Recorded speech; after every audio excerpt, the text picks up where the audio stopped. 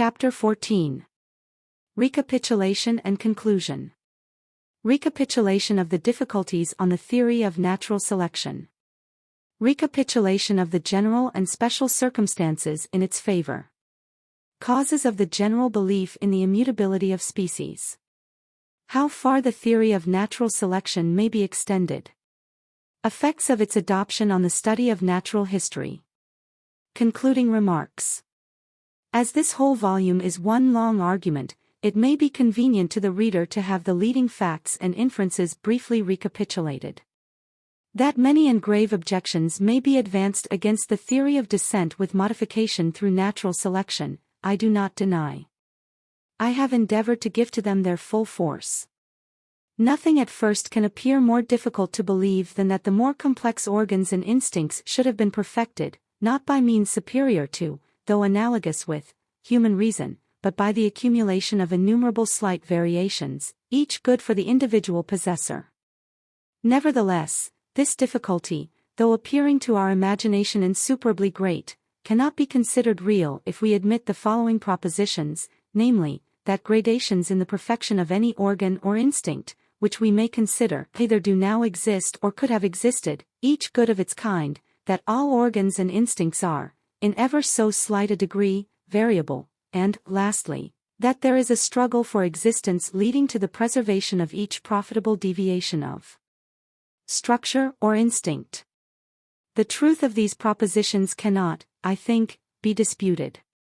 It is, no doubt, extremely difficult even to conjecture by what gradations many structures have been perfected, more especially amongst broken and failing groups of organic beings. But we see so many strange gradations in nature, as is proclaimed by the canon, Natura non facit saltum, that we ought to be extremely cautious in saying that any organ or instinct, or any whole being, could not have arrived at its present state by many graduated steps. There are, it must be admitted, cases of special difficulty on the theory of natural selection, and one of the most curious of these is the existence of 2 or 3 defined castes of workers or sterile females in the same community of ants, but I have attempted to show how this difficulty can be mastered.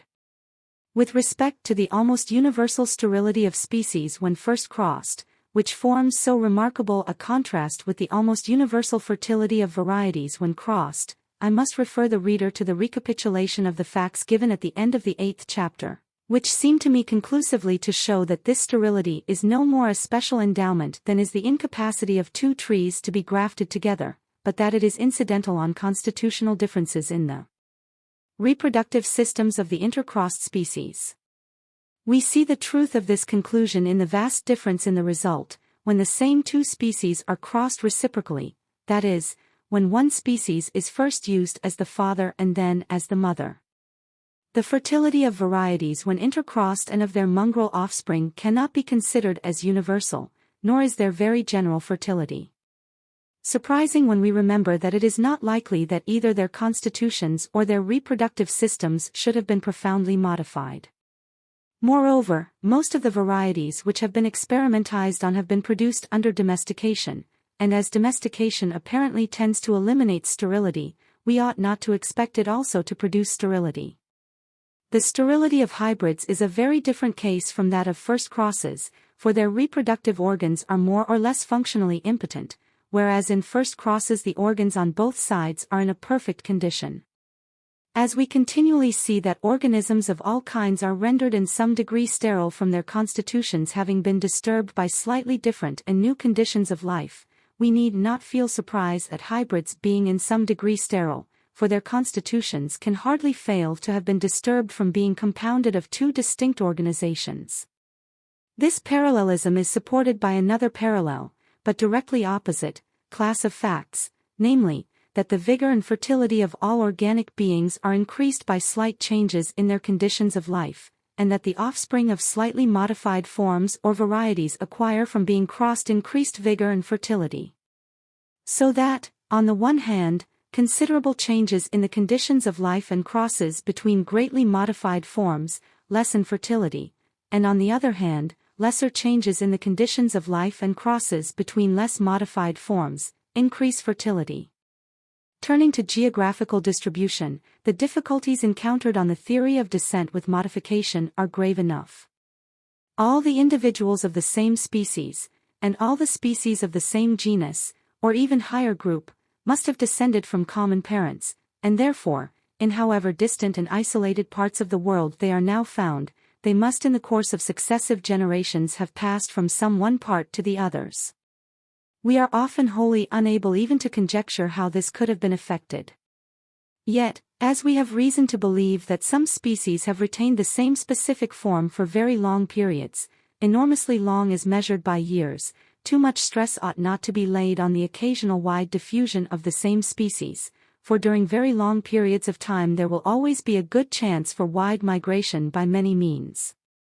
A broken or interrupted range may often be accounted for by the extinction of the species in the intermediate regions. It cannot be denied that we are as yet very ignorant of the full extent of the various climatal and geographical changes which have affected the Earth during modern periods, and such changes will obviously have greatly facilitated migration. As an example, I have attempted to show how potent has been the influence of the glacial period on the distribution both of the same and of representative species throughout the world. We are as yet profoundly ignorant of the many occasional means of transport. With respect to distinct species of the same genus inhabiting very distant and isolated regions, as the process of modification has necessarily been slow, all the means of migration will have been possible during a very long period, and consequently the difficulty of the wide diffusion of species of the same genus is in some degree lessened. As on the theory of natural selection an interminable number of intermediate forms must have existed, linking together all the species in each group by gradations as fine as our present varieties, it may be asked, why do we not see these linking forms all around us? Why are not all organic beings blended together in an inextricable chaos? With respect to existing forms, we should remember that we have no right to expect, excepting in rare cases, to discover directly connecting links between them, but only between each and some extinct and supplanted form. Even on a wide area which has during a long period remained continuous, and of which the climate and other conditions of life change insensibly in going from a district occupied by one species into another district occupied by a closely allied species, we have no just right to expect often to find intermediate varieties in the intermediate zone. For we have reason to believe that only a few species are undergoing change at any one period, and all changes are slowly effected. I have also shown that the intermediate varieties which will at first probably exist in the intermediate zones, will be liable to be supplanted by the allied forms on either hand, and the latter, from existing in greater numbers, will generally be modified and improved at a quicker rate than the intermediate varieties, which exist in lesser numbers, so that the intermediate varieties will, in the long run, be supplanted and exterminated.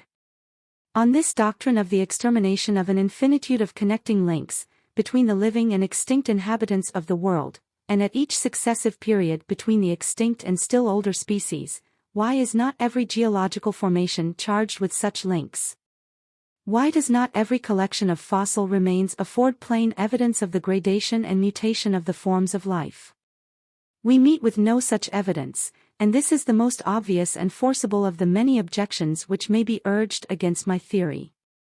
Why, again, do whole groups of allied species appear, though certainly they often falsely appear, to have come in suddenly on the several geological stages? Why do we not find great piles of strata beneath the Silurian system, stored with the remains of the progenitors of the Silurian groups of fossils?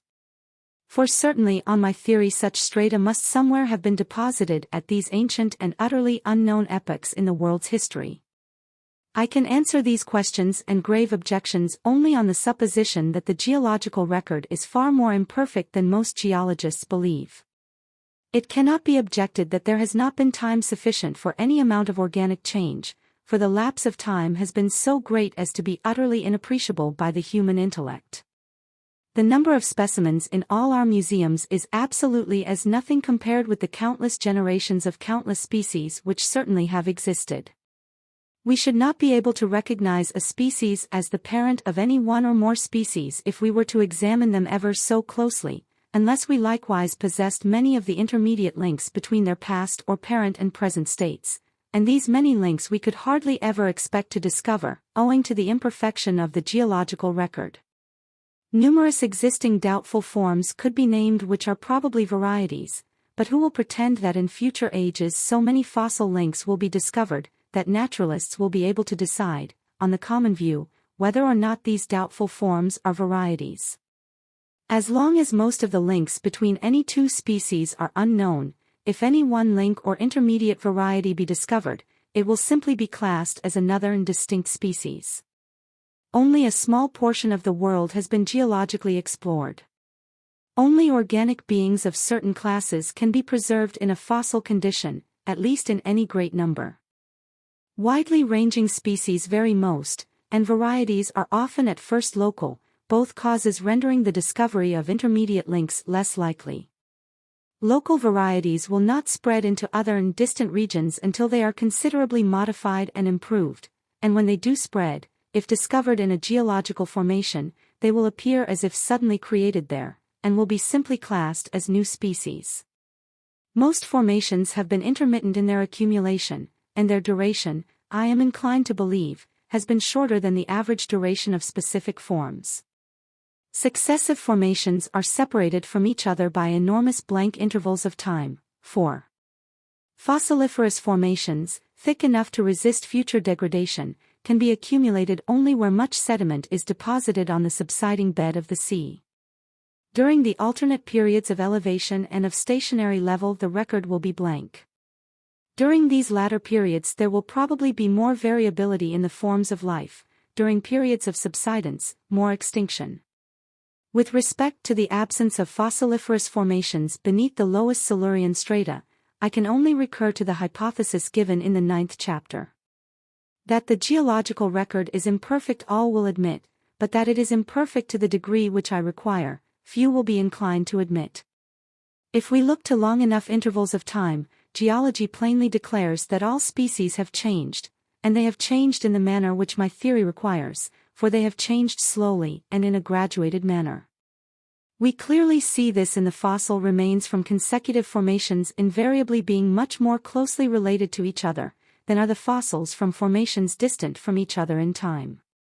Such is the sum of the several chief objections and difficulties which may justly be urged against my theory, and I have now briefly recapitulated the answers and explanations which can be given to them. I have felt these difficulties far too heavily during many years to doubt their weight. But it deserves especial notice that the more important objections relate to questions on which we are confessedly ignorant, nor do we know how ignorant we are.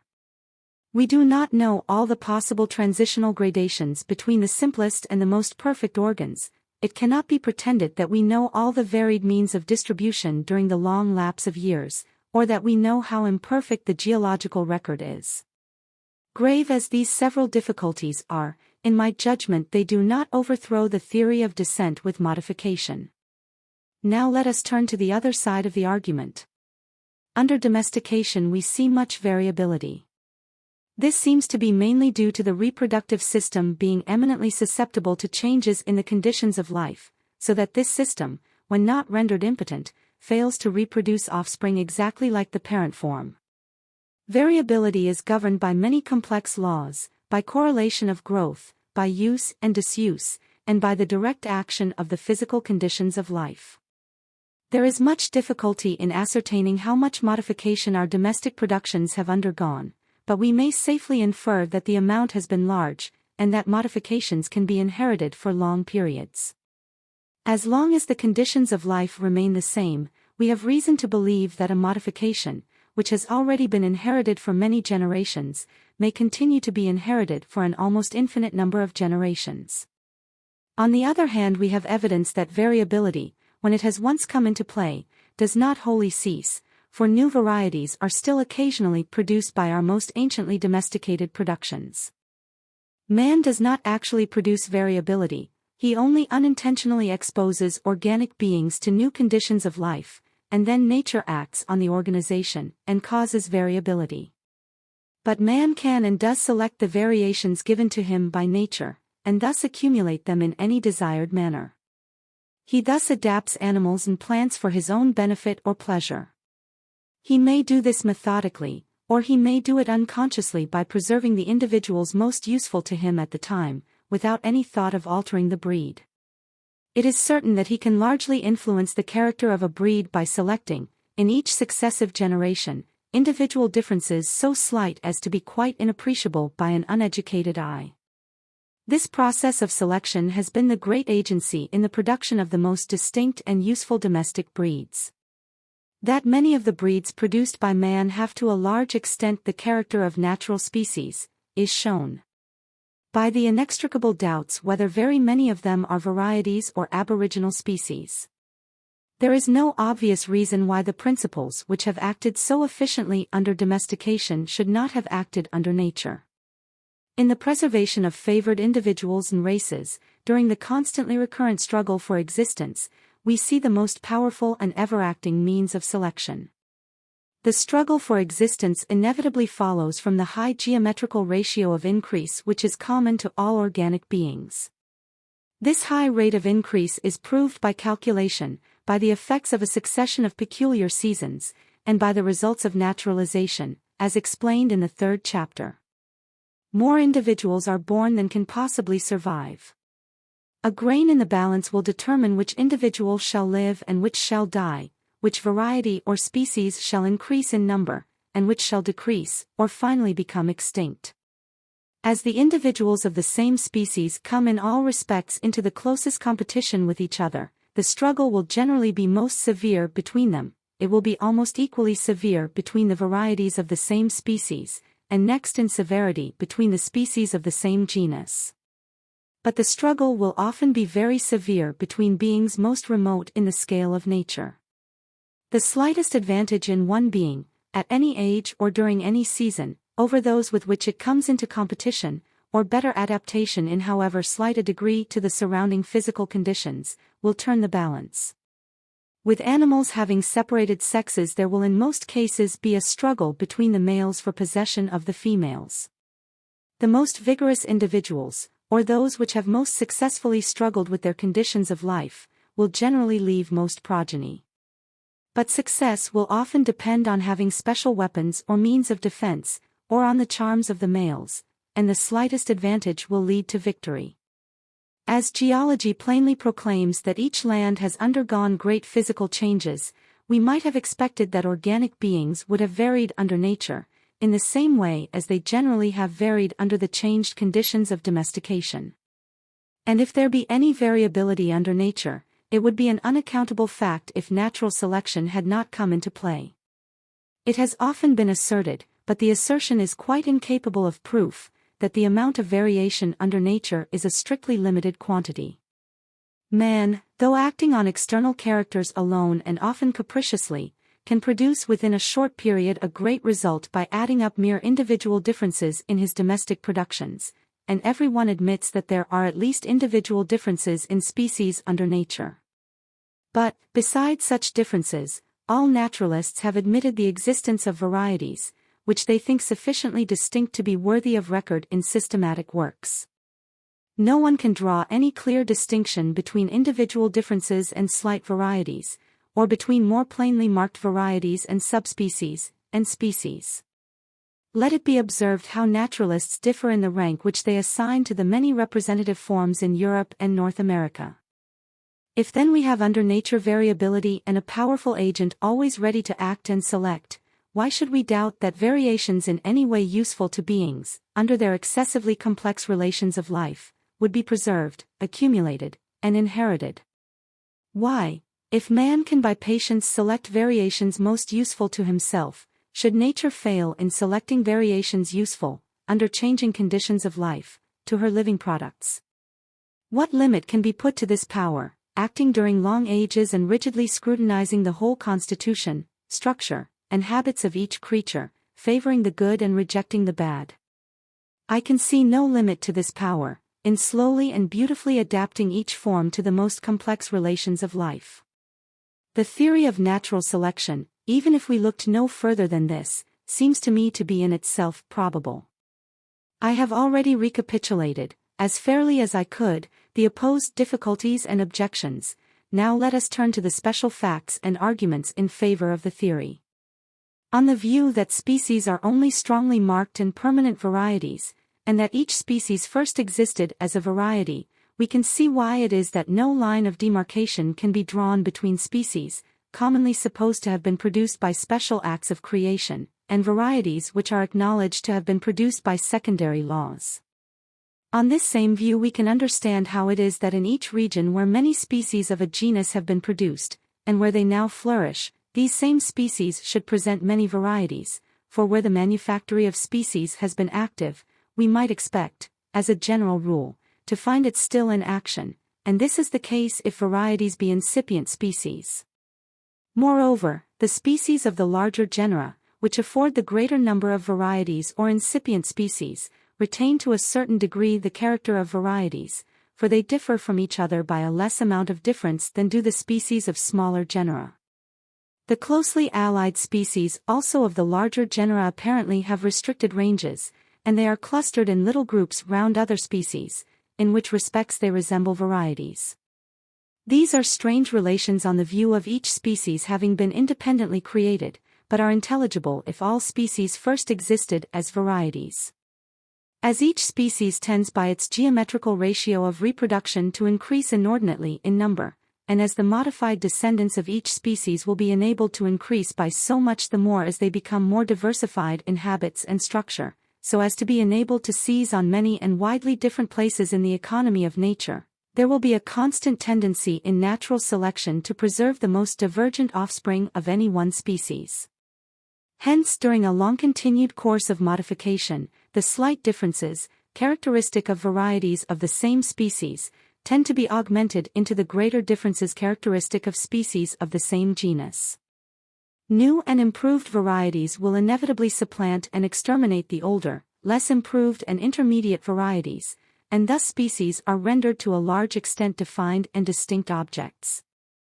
Dominant species belonging to the larger groups tend to give birth to new and dominant forms, so that each large group tends to become still larger, and at the same time more divergent in character.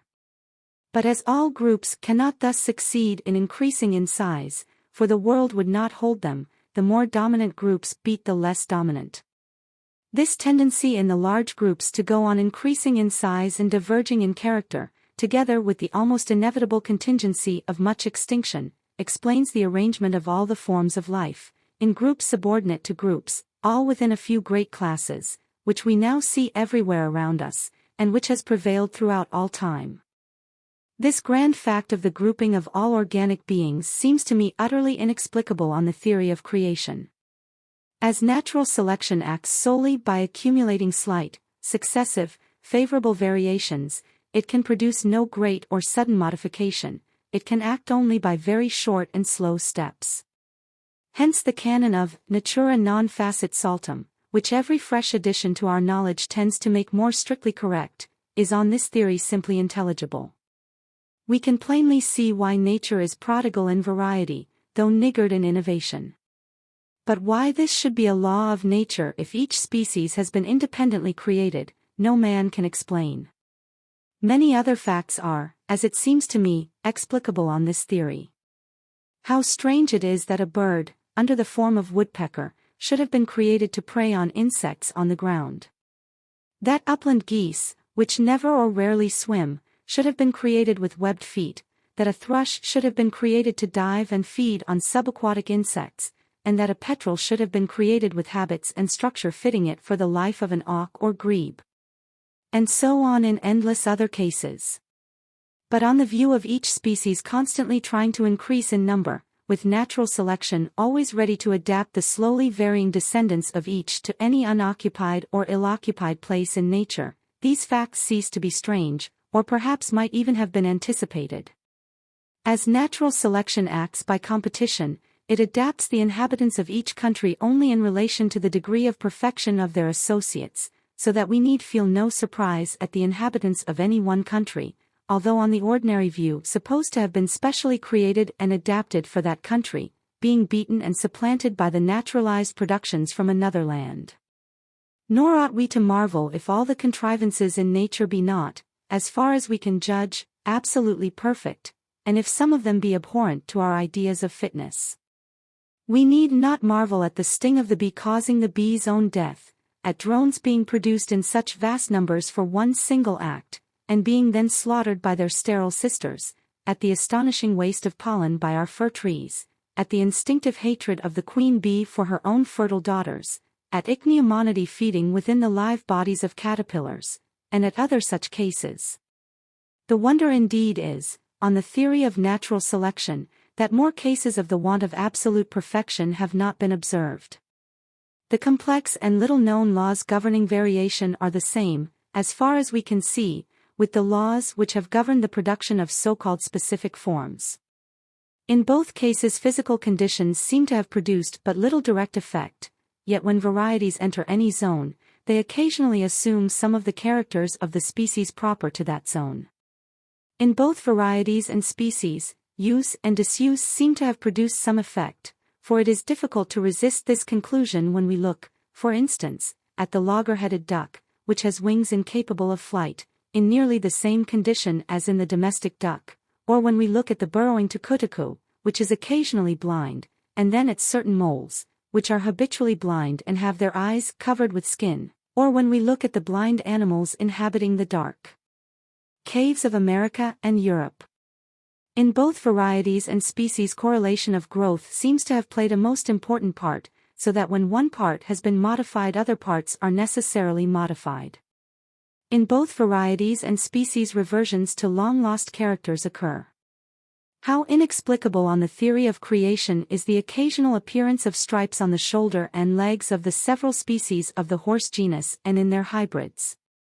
How simply is this fact explained if we believe that these species have descended from a striped progenitor, in the same manner as the several domestic breeds of pigeon have descended from the blue and barred rock pigeon. On the ordinary view of each species having been independently created, why should the specific characters, or those by which the species of the same genus differ from each other, be more variable than the generic characters in which they all agree? Why, for instance, should the color of a flower be more likely to vary in any one species of a genus, if the other species, supposed to have been created independently, have differently colored flowers, than if all the species of the genus have the same colored flowers? If species are only well-marked varieties, of which the characters have become in a high degree permanent, we can understand this fact, for they have already varied since they branched off from a common progenitor in certain characters, by which they have come to be specifically distinct from each other, and therefore these same characters would be more likely still to be variable than the generic characters which have been inherited without change for an enormous period. It is inexplicable on the theory of creation why a part developed in a very unusual manner in any one species of a genus, and therefore, as we may naturally infer, of great importance to the species, should be eminently liable to variation. But, on my view, this part has undergone, since the several species branched off from a common progenitor, an unusual amount of variability and modification, and therefore we might expect this part generally to be still variable. But a part may be developed in the most unusual manner, like the wing of a bat, and yet not be more variable than any other structure, if the part be common to many subordinate forms, that is, if it has been inherited for a very long period, for in this case it will have been rendered constant by long-continued natural selection. Glancing at instincts, marvelous as some are, they offer no greater difficulty than does corporeal structure on the theory of the natural selection of successive, slight, but profitable modifications. We can thus understand why nature moves by graduated steps in endowing different animals of the same class with their several instincts. I have attempted to show how much light the principle of gradation throws on the admirable architectural powers of the hive bee. Habit no doubt sometimes comes into play in modifying instincts, but it certainly is not indispensable, as we see, in the case of neuter insects, which leave no progeny to inherit the effects of long-continued habit. On the view of all the species of the same genus having descended from a common parent, and having inherited much in common, we can understand how it is that allied species, when placed under considerably different conditions of life, yet should follow nearly the same instincts. Why the thrush of South America, for instance, lines her nest with mud like our British species. On the view of instincts having been slowly acquired through natural selection, we need not marvel at some instincts being apparently not perfect and liable to mistakes, and at many instincts causing other animals to suffer. If species be only well-marked and permanent varieties, we can at once see why their crossed offspring should follow the same complex laws in their degrees and kinds of resemblance to their parents, in being absorbed into each other by successive crosses, and in other such points, as do the crossed offspring of acknowledged varieties. On the other hand, these would be strange facts if species have been independently created, and varieties have been produced by secondary laws. If we admit that the geological record is imperfect in an extreme degree, then such facts as the record gives support the theory of descent with modification. New species have come on the stage slowly and at successive intervals, and the amount of change, after equal intervals of time, is widely different in different groups.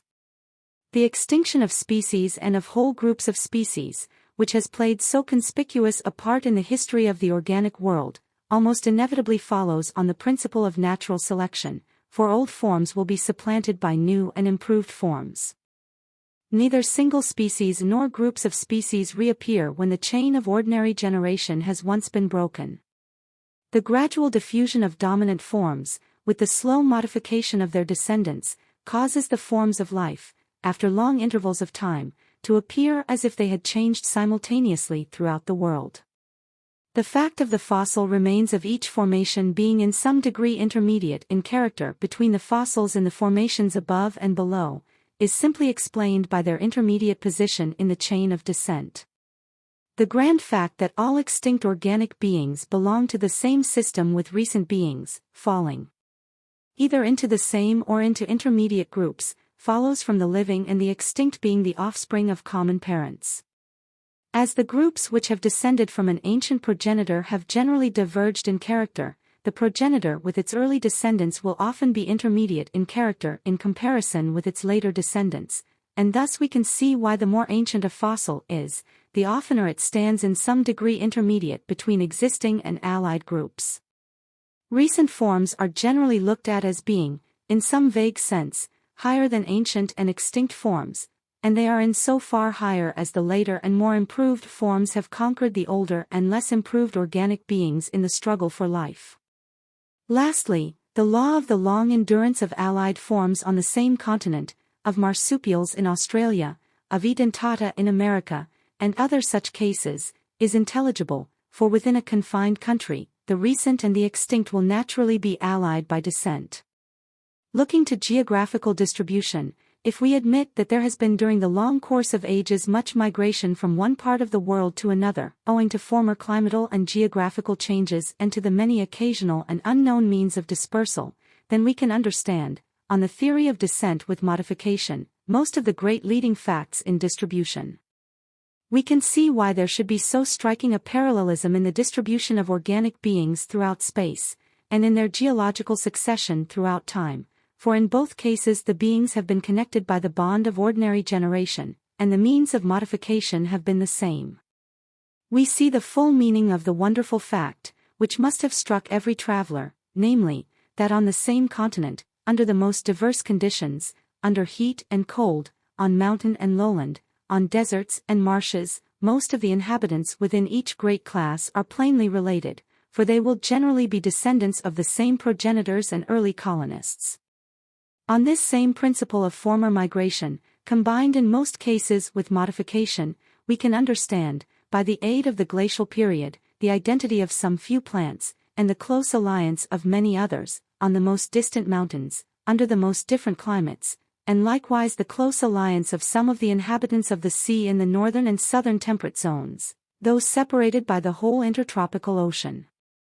Although two areas may present the same physical conditions of life, we need feel no surprise at their inhabitants being widely different, if they have been for a long period completely separated from each other, for as the relation of organism to organism is the most important of all relations, and as the two areas will have received colonists from some third source or from each other, at various periods and in different proportions, the course of modification in the two areas will inevitably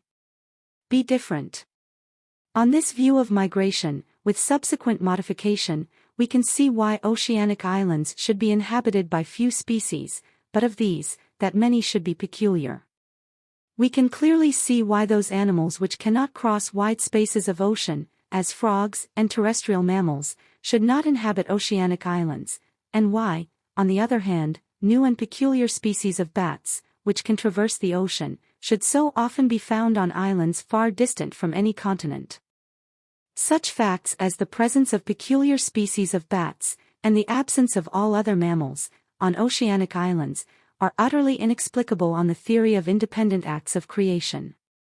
The existence of closely allied or representative species in any two areas, implies, on the theory of descent with modification, that the same parents formerly inhabited both areas, and we almost invariably find that wherever many closely allied species inhabit two areas, some identical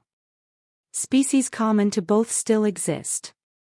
Wherever many closely allied yet distinct species occur, many doubtful forms and varieties of the same species likewise occur.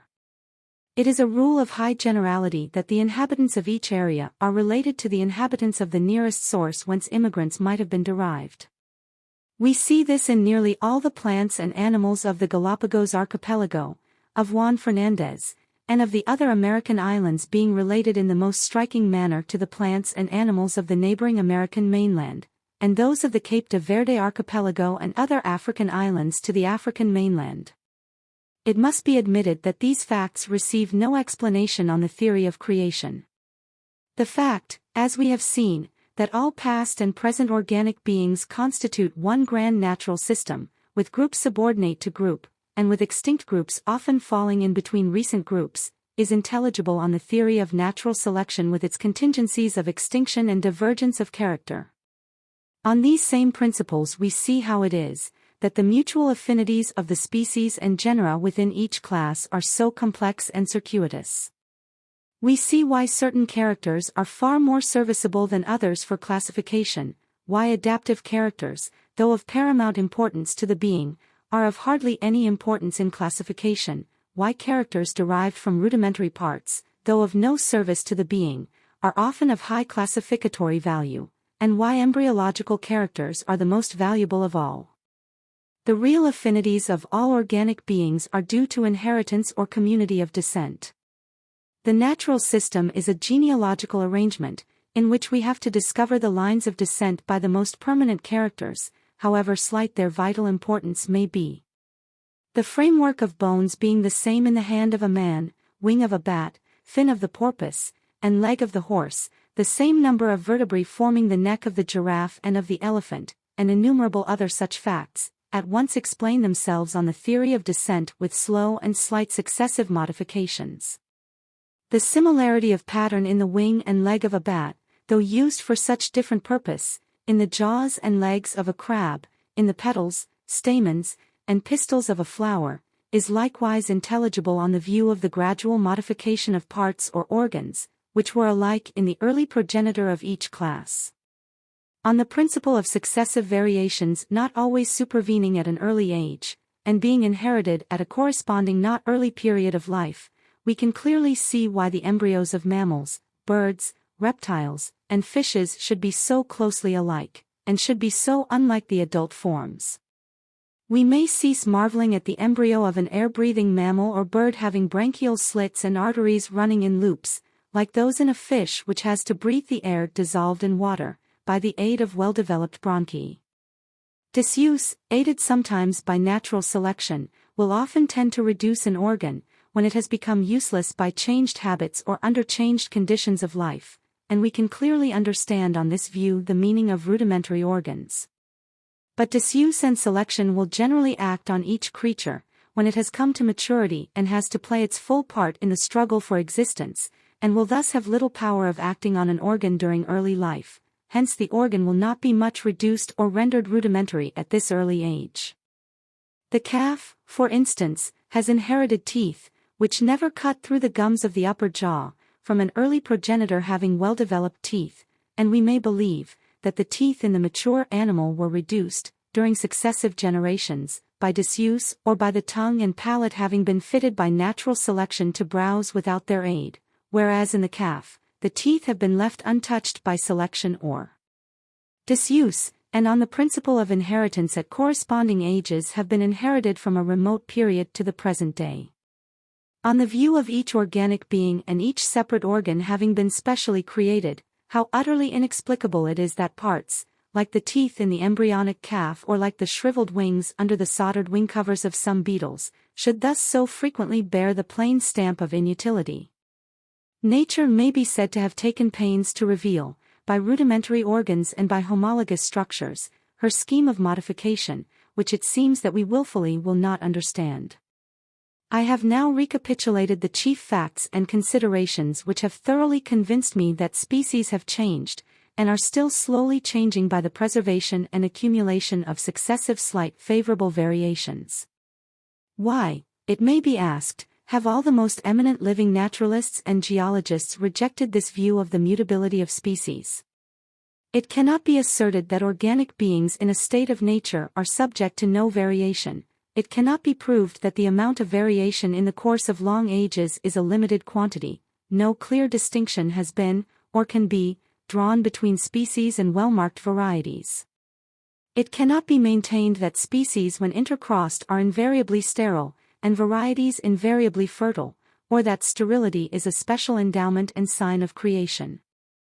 The belief that species were immutable productions was almost unavoidable as long as the history of the world was thought to be of short duration, and now that we have acquired some idea of the lapse of time, we are too apt to assume, without proof, that the geological record is so perfect that it would have afforded us plain evidence of the mutation of species, if they had undergone mutation.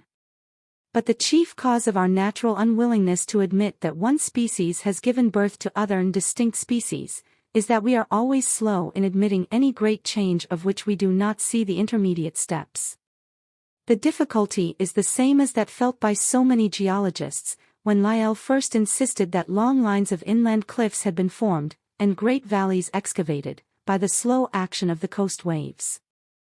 The mind cannot possibly grasp the full meaning of the term of 100 million years, it cannot add up and perceive the full effects of many slight variations, accumulated during an almost infinite number of generations.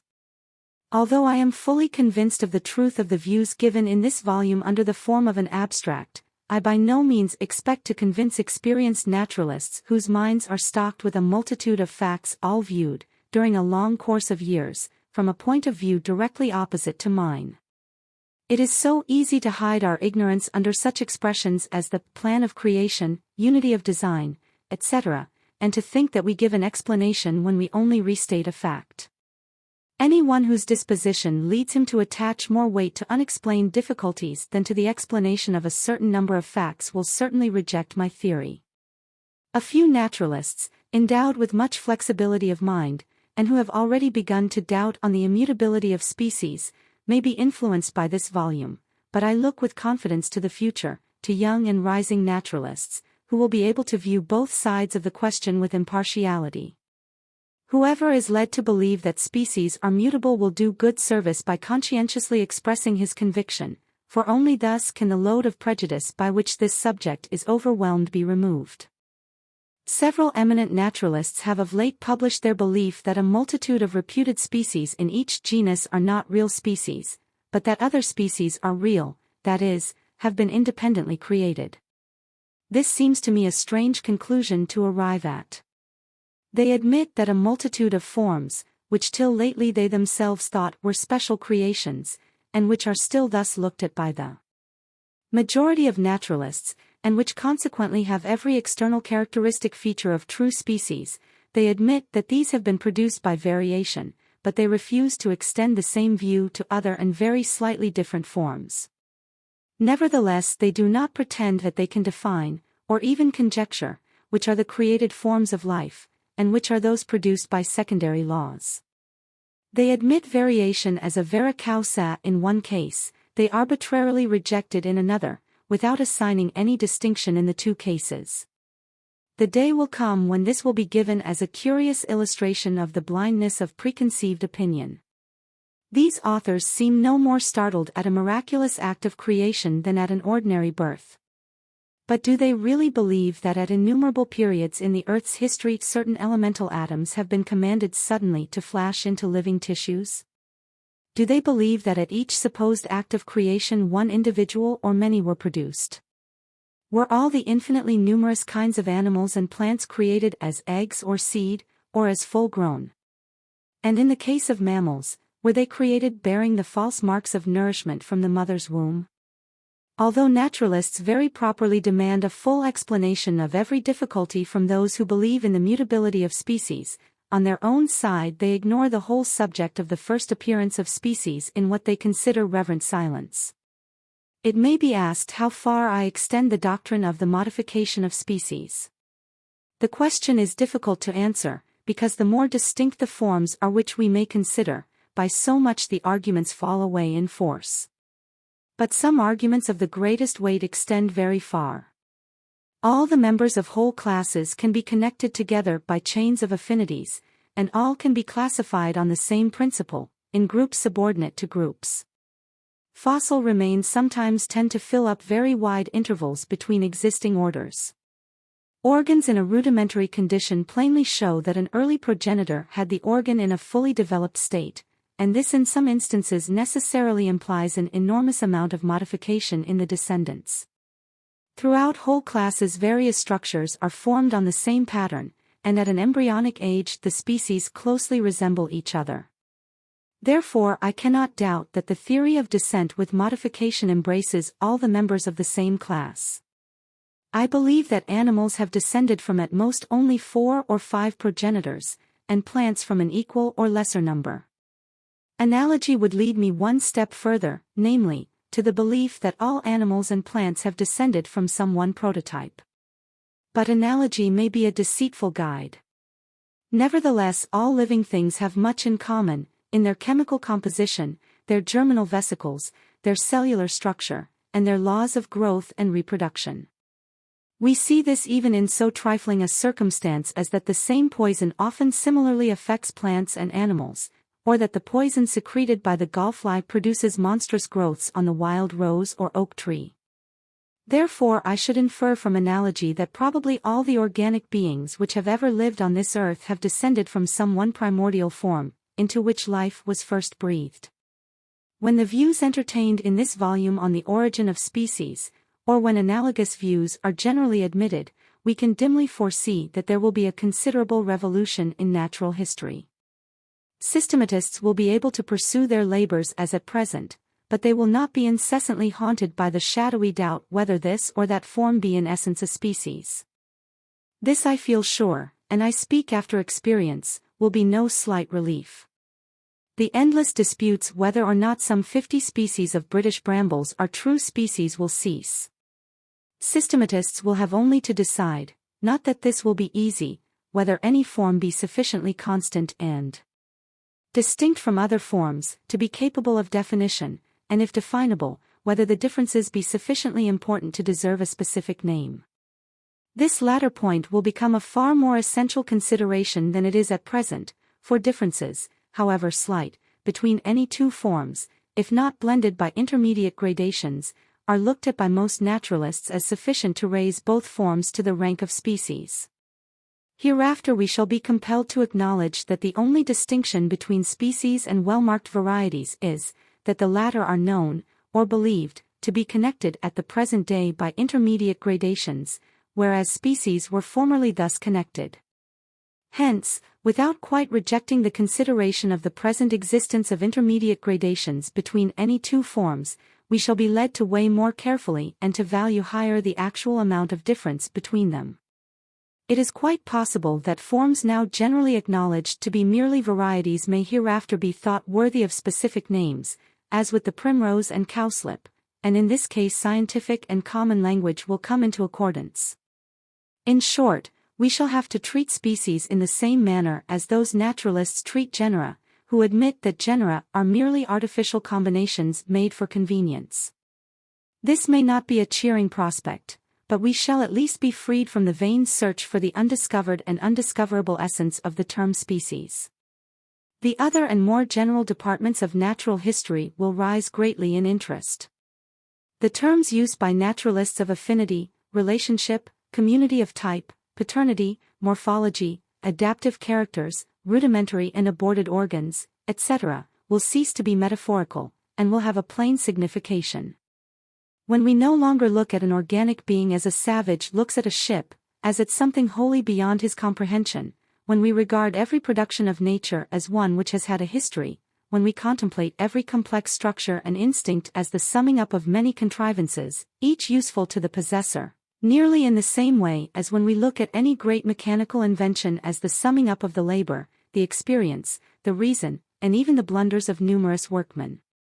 When we thus view each organic being, how far more interesting, I speak from experience, will the study of natural history become.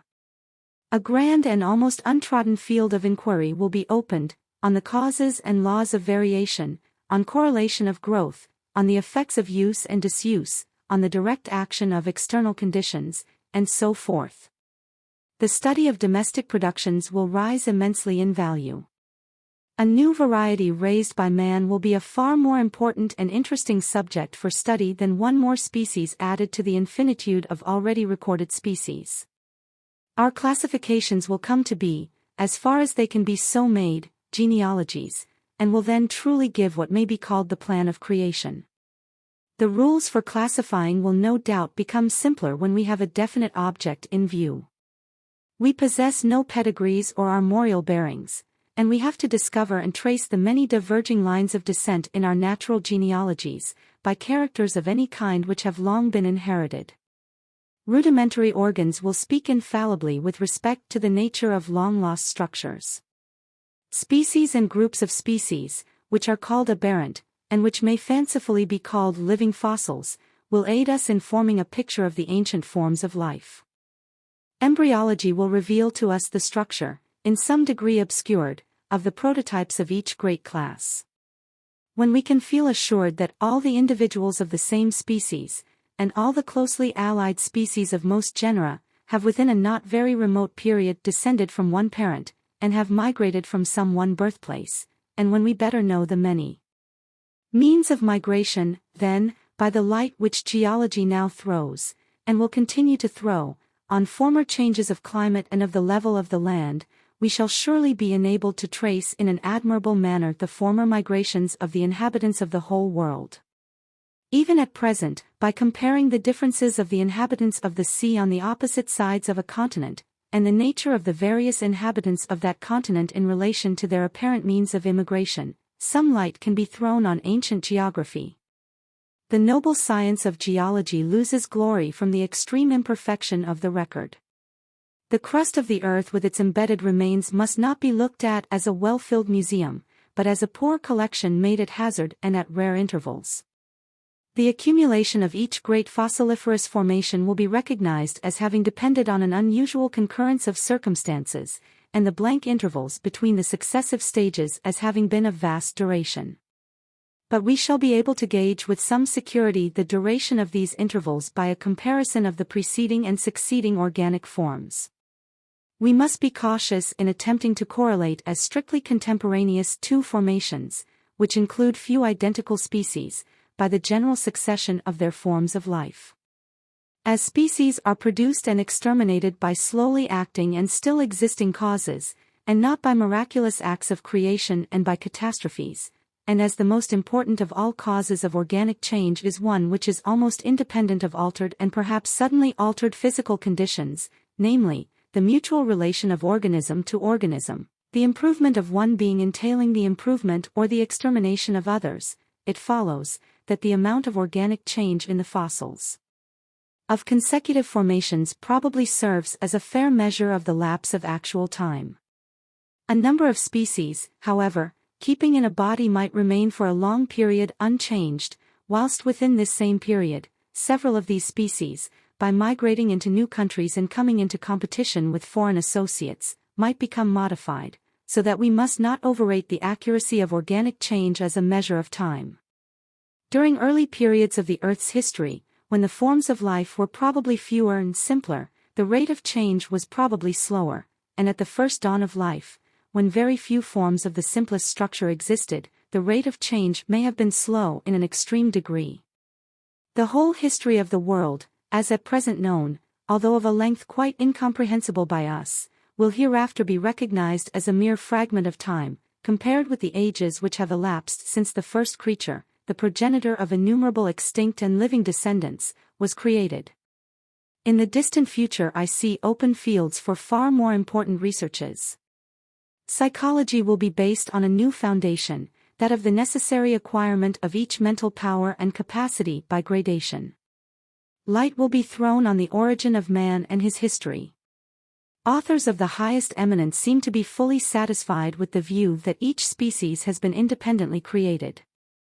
To my mind it accords better with what we know of the laws impressed on matter by the Creator, that the production and extinction of the past and present inhabitants of the world should have been due to secondary causes, like those determining the birth and death of the individual.